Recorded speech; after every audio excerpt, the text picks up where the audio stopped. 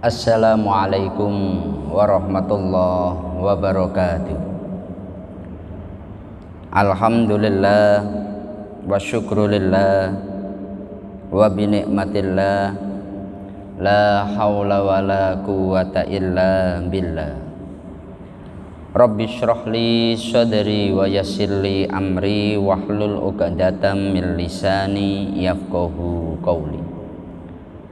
Kepada yang kami muliakan segenap jamaah Masjid Agung Batam yang dirahmati Allah Subhanahu wa ta'ala, seperti biasa setelah melaksanakan sholat duhur, sejenak marilah kita bersama-sama mengikuti kajian tafsir Asy-Syafi'i selama kurang lebih 7 menit ke depan. Marilah kita bersama-sama niat thalabul ilmi dan juga niat iktikaf di masjid kita ini, agar duduk kita bersama oleh Allah dicatat sebagai ibadah.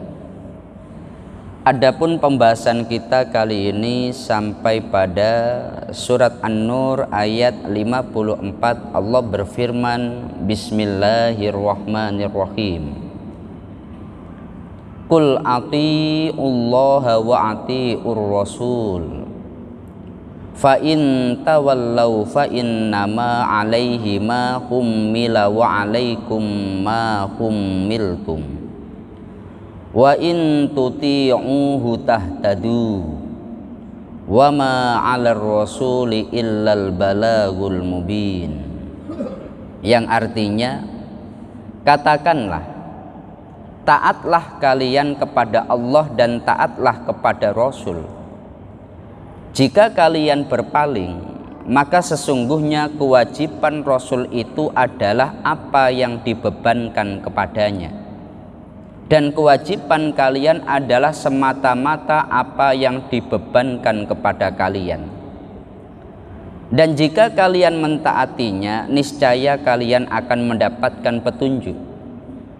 Tidak ada kewajiban bagi Rasul melainkan hanya menyampaikan amanat Allah dengan terang.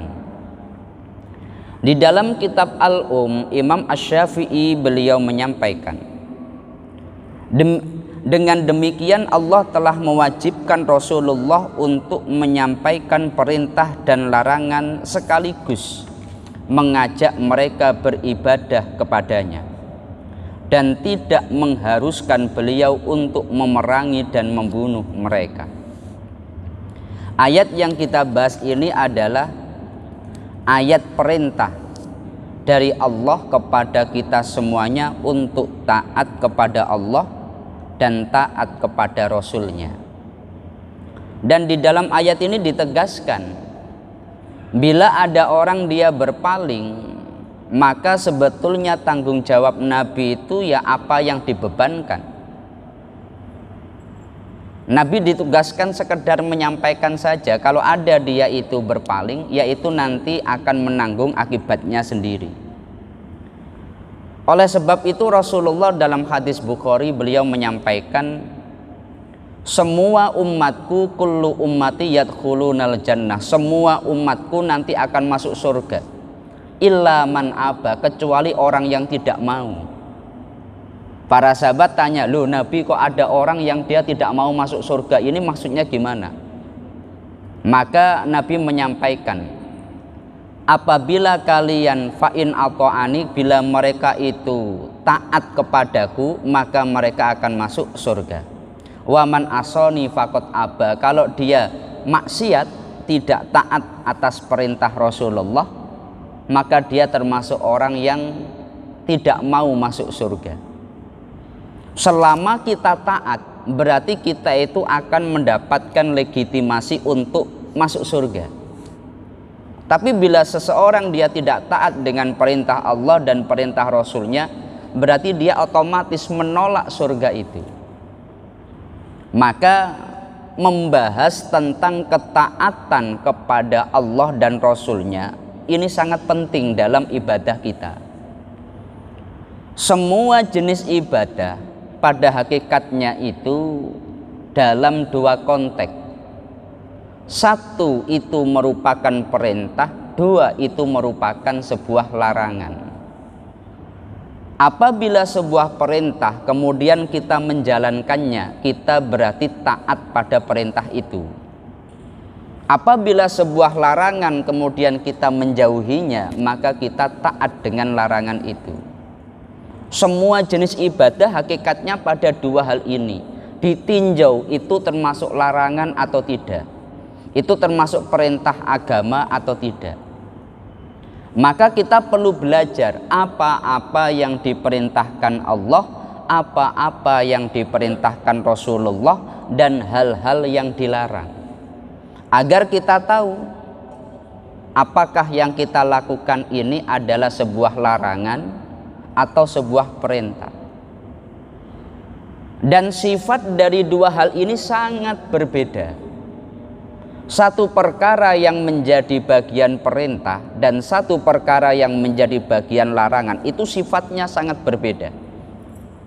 Ketika diperintahkan sesuatu, Rasulullah itu menyampaikan, idza amartukum bisyai'in fa'tu minhu mastata'tum. Kalau aku memerintahkan kalian dengan sesuatu, lakukan semampu kalian. Artinya, kalau ada orang dia diperintahkan sholat untuk berdiri, tapi dia tidak mampu berdiri, mampunya duduk, maka bisa dilakukan perintah sholat dengan cara duduk. Bila dia tidak mampu dengan duduk, dia mampu dengan tidur miring, maka dia bisa melakukan perintah dengan semampunya, yakni dengan tiduran tadi. Sebuah perintah dilakukan dengan kadar kemampuan orang yang melakukan. Tapi untuk sebuah larangan Rasulullah menyampaikan, wa idza nahaitukum anhu fajtanibuhu. Kalau aku melarang sesuatu, jauhilah.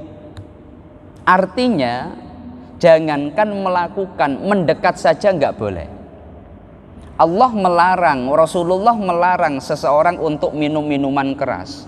Maka tidak bisa, oh saya mampunya hanya meninggalkan satu botol, tapi kalau satu gelas ini masih belum bisa. Enggak bisa. Baik satu botol ataupun satu tetes, dalam konteks larangan semuanya harus dijauhi. Tidak bisa meninggalkan larangan semampunya, harus dijauhi. Oleh sebab itu, bahkan banyak ulama yang mengatakan ketika seseorang dia mungkin tidak terlihat ibadah, selama dia meninggalkan sebuah larangan, hakikatnya dia telah melakukan satu ibadah yang besar. Maksudnya bagaimana? Ada orang yang satu, dia katakanlah dia zikir, subhanallah, subhanallah, subhanallah, dia terlihat menjalankan perintah. Yang satu, dia dalam keadaan meninggalkan zina. Dia tidak zikir, dia tidak melakukan hal yang lain, tapi dia dalam konteks meninggalkan keharaman. Dalam tinjauan syariat, kedudukan orang yang meninggalkan larangan ini lebih tinggi dibandingkan orang yang menjalankan perintah. Kenapa? Karena penekanan kaitan larangan dan perintah itu lebih kuat larangan. Maka sering disampaikan oleh para ulama, udah mungkin tidak bisa sholat malam, mungkin tidak bisa puasa Senin Kamis, mungkin tidak bisa membaca Al-Quran, yang penting jangan maksiat, yang penting larangan itu jangan diterjang. Oke lah, mungkin tidak bisa puasa Senin Kamis, tidak bisa sholat malam, tidak bisa menghatamkan Quran, tapi minimal jangan maksiat. Daripada maksiat mending tidur, mending ngobrol dengan keluarga, mending ngobrol dengan teman. Karena apa? Ketika seseorang melakukan maksiat, kesalahannya itu lebih besar. Karena penekanan syariat berkaitan larangan itu lebih kuat dibandingkan perintah.